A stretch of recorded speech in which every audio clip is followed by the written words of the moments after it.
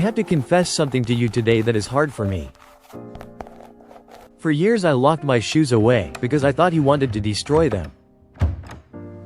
Until one rainy Tuesday when I came home earlier than usual. He was lying in the hallway, his head pressed deep into my old sneaker. He wasn't chewing. He was just breathing. I stood there and in that moment didn't know what I was looking at. Today I know, and what I did back then, I will tell you at the end. Today I'll show you 4 things you never learned about your dog and your shoes. The last of them is the hardest. Not because it's sad, but because it speaks about us, not about him. Stay until then. Let's start with your foot. Dr. Alexandra Horowitz from Barnard College at Columbia University, leading researcher on the olfactory sense of dogs and author of Inside of a Dog, describes it like this. The human foot has around 250,000 sweat glands in the smallest of spaces, more than almost any other body part. Your shoe captures these pheromones, your emotional signature of the last few hours. Were you stressed? Happy? Did you meet other dogs? He smells all of that, in seconds, with an accuracy that no instrument can replicate. Imagine this. You come home, throw off your shoes, go into the kitchen. He stays by the shoe. Sniffs. Once, twice, 3 times. You think, this shoe again. He is reading your day. Sentence by sentence, page by page. Your shoe is his only access to everything you experienced without him. But here is something almost no one has ever heard. What happens the moment you close the door behind you? Dr. Kirsten Ubnes Moberg from Uppsala University documented in Frontiers in Psychology in 2015. In a close human-dog bond, your presence actively regulates the dog's cortisol levels. When you leave, his stress hormone rises measurably. Not because he is spoiled, not because he is badly trained, but because his nervous system is oriented towards your closeness, like a compass to the north. Imagine this. The door clicks shut.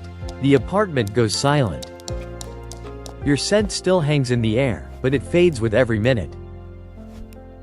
He goes to the sofa. Not because it is soft. He goes to where your scent is strongest, your side, your pillow, shoes. He is not looking for the shoe. He is looking for you.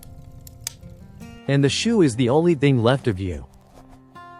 And now comes the part where most people get angry. He gnaws on your shoe.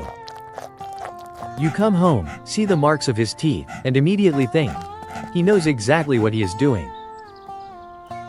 Dr. Nicholas Dodman from Tufts University, specialist in veterinary behavioral medicine, author of Dogs Behaving Badly, clearly explains this mechanism. Chewing serves the same function for dogs as thumb sucking does for toddlers, a biologically anchored means of self-soothing under stress. When the scent alone is no longer enough, he activates it. He works on the material, presses out more scent, mixes his own saliva into it. He tries to physically pull you out of this shoe. He is not destroying it. He is clinging to it. This is not defiance. This is desperation. He is crying in the only way he knows how. And then there is the moment after, the moment when you return. You see the shoe. Your face changes.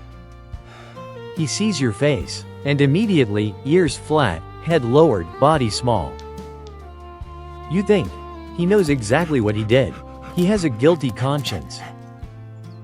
Dr. Alexandra Horowitz proved this in a controlled experiment in behavioral processes in 2009. The so-called guilty look occurs regardless of whether the dog actually did something or not. It occurs when the human reacts angrily, no matter what for. He reads your body language, your voice, your eyes. He is trying to say, please don't hurt me. I am not a threat. He doesn't remember the shoe from 3 hours ago. He is reacting to your anger, right now, in this moment. And now comes the hardest part. The thing I couldn't talk about for a long time. Do you remember what I told you at the beginning? I locked my shoes away. Every time he looked for them, I put them away. I took away his anchor. In the moment he needed it the most. And when out of desperation he chewed up something else, I yelled at him. Did you know what you took away from him in that moment? Let that sink in for a moment. He never blamed you for it. He went to the door every time you came home, tail wagging, joyful, completely forgiving. Not because he had forgotten, but because you are his human. And that is more than enough for him. I sometimes wonder, really, what would you have given him if you had known this earlier? What will you give him starting today?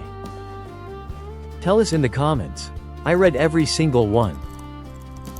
Tonight, before you leave the apartment, leave an old, worn pair of shoes out in the open. Or put an unwashed t-shirt in his basket.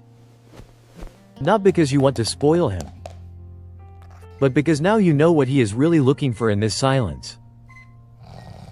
He is looking for you. And you can leave him a small part of yourself, even when you are not there.